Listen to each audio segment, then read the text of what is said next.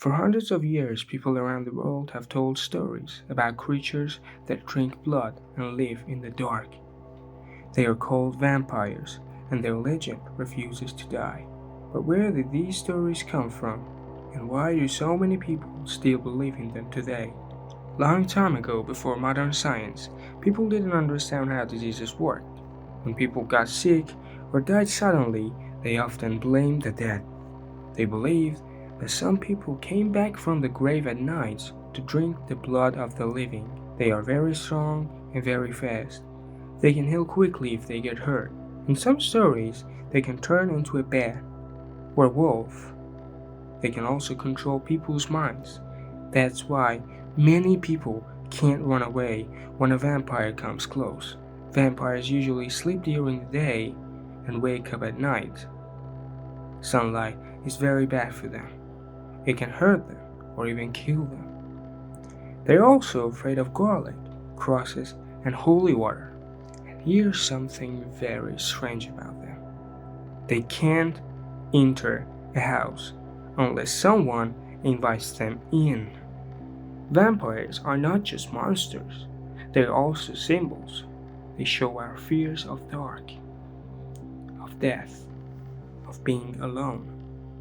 But they also show what some people really want: to be strong, to live forever, to never grow old. In parts of Eastern Europe during 17th, villages would dig up dead bodies.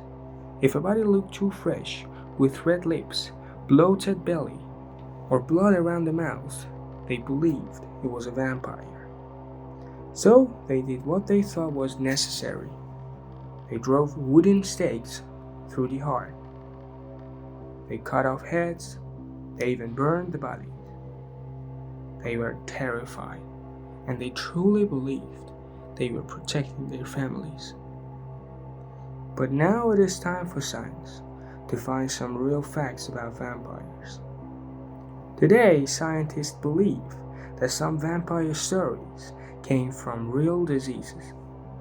For example, a rare illness called porphyria makes skin very sensitive to sunlight, causes pale skin, and sometimes gum problems that make teeth look longer, like fangs.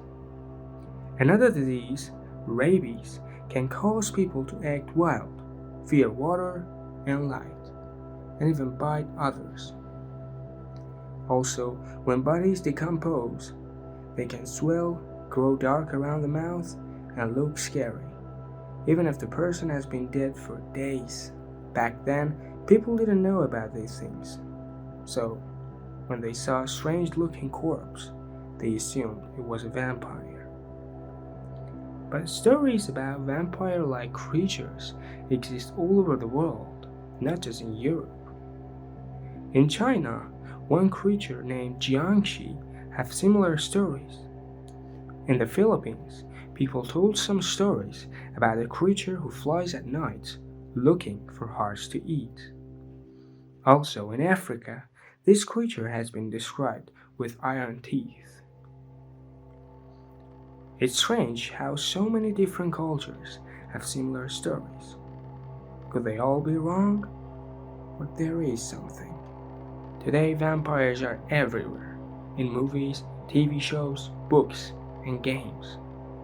We don't fear them like before. Now they are often shown as smart, beautiful, and even romantic. The most famous vampire is Dracula.